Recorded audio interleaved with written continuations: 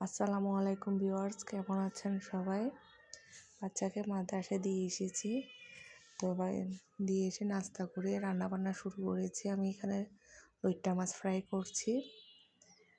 তো লইট্টা মাছ আমি হলুদ, লবণ, আদা রসুন বাটা আর একটু লেবুর রস দিয়ে ভালোভাবে মাখিয়ে নিচ্ছি।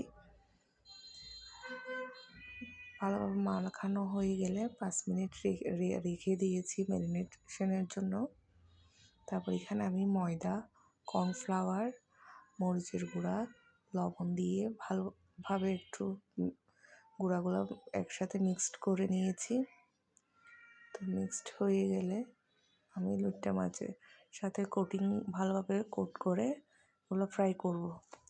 একটা জিনিস খেয়াল রাখতে হবে, লইট্টা মাছ ফ্রাই করার জন্য তেল খুব গরম রাখতে হবে এবং হাই হিটে ফ্রাই করতে হবে।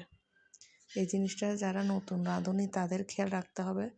আগে আমার এই জিনিসটা ভুল হতো, আমি চুলো মিডিয়াম আঁচে রাখতাম, আমার লইট্টা মাছগুলো মোচমোচো হতো না, চুপসে যাইতো। তো সবসময় হাই হিটে রাখবেন আর কর্নফ্লাওয়ার দেওয়ার চেষ্টা করবেন। এটা দিলে অনেক বেশি ক্রিস্পি হয় ময়দার সাথে। তো ভালোভাবে এগুলো এক পিঠ হয়ে গেলে অন্য পিঠ উল্টে দিতে হবে, আগেভাগে উল্টানো যাবে না। আর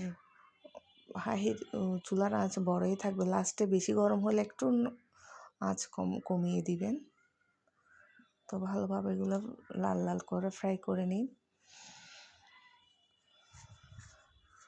তো আমার এগুলো ফ্রাই হয়ে গেলে আমি অন্য তরকারি রান্না করব। তো যারা আমার ভিডিওটি দেখছেন তারা লাইক দিবেন আর সাবস্ক্রাইব করে দিবেন।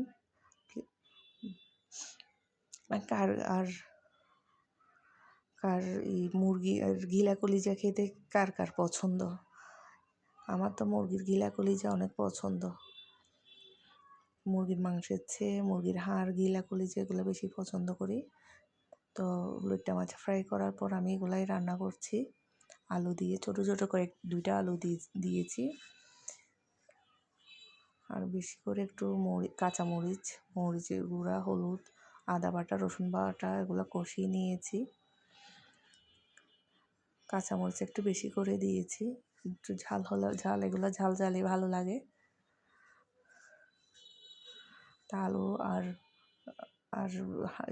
আলুগুলো একটু কষিয়ে তারপর মুরগির হাড়, গিলা কলিজা এগুলো দিয়ে দিচ্ছি। আমার কিন্তু এগুলো মাংস খুবই টেস্টি লাগে। আপনাদের কার কেমন লাগে জানাবেন।